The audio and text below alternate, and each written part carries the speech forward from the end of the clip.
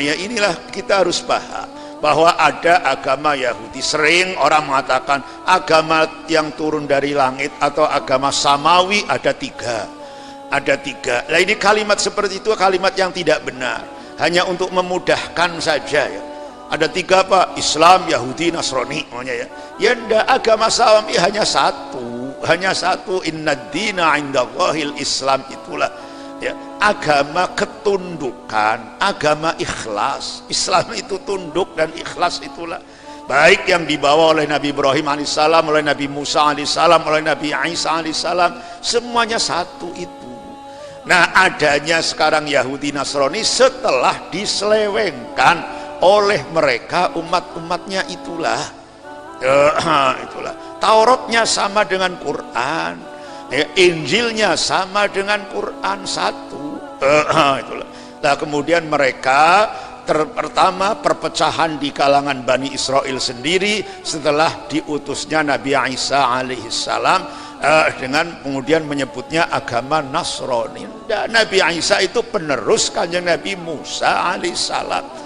Ya, ini sudah sangat jelas sekali, nampak sekali. Karena Nabi Isa itu juga dari Bani Israel, Nabi Bani Israel yang terakhir. Ya, meneruskan kitab Taurat, hanya sedikit mengubah fikih atau syariat yang dulunya di Taurat itu berat-berat. Hukum ini bukan usuluddin.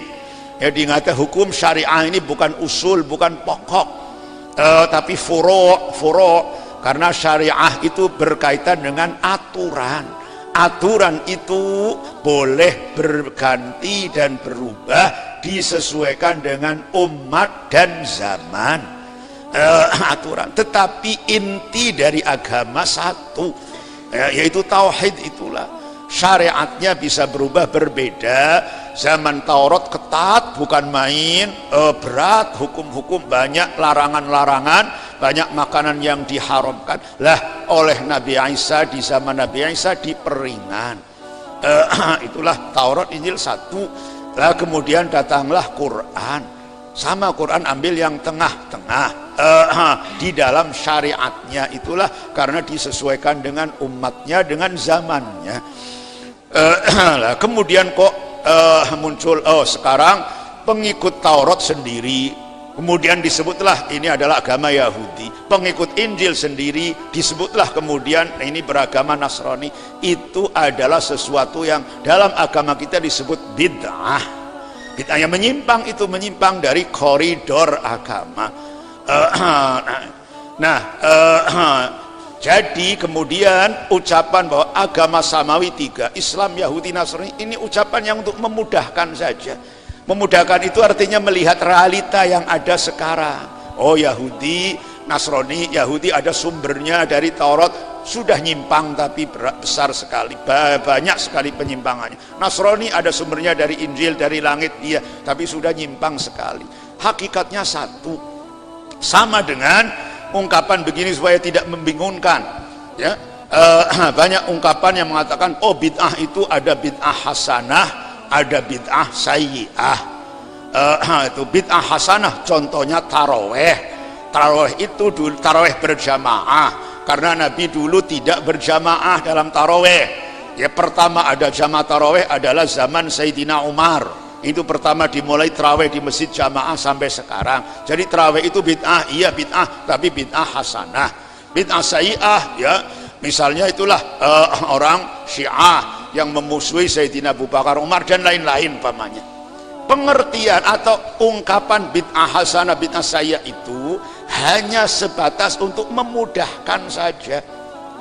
Kenapa itu? Karena hakikatnya itu tidak ada bid'ah hasanah, tidak ada bid'ah sayyi'ah. Bid'ah ya satu itu, satu sesat bid'ah itu.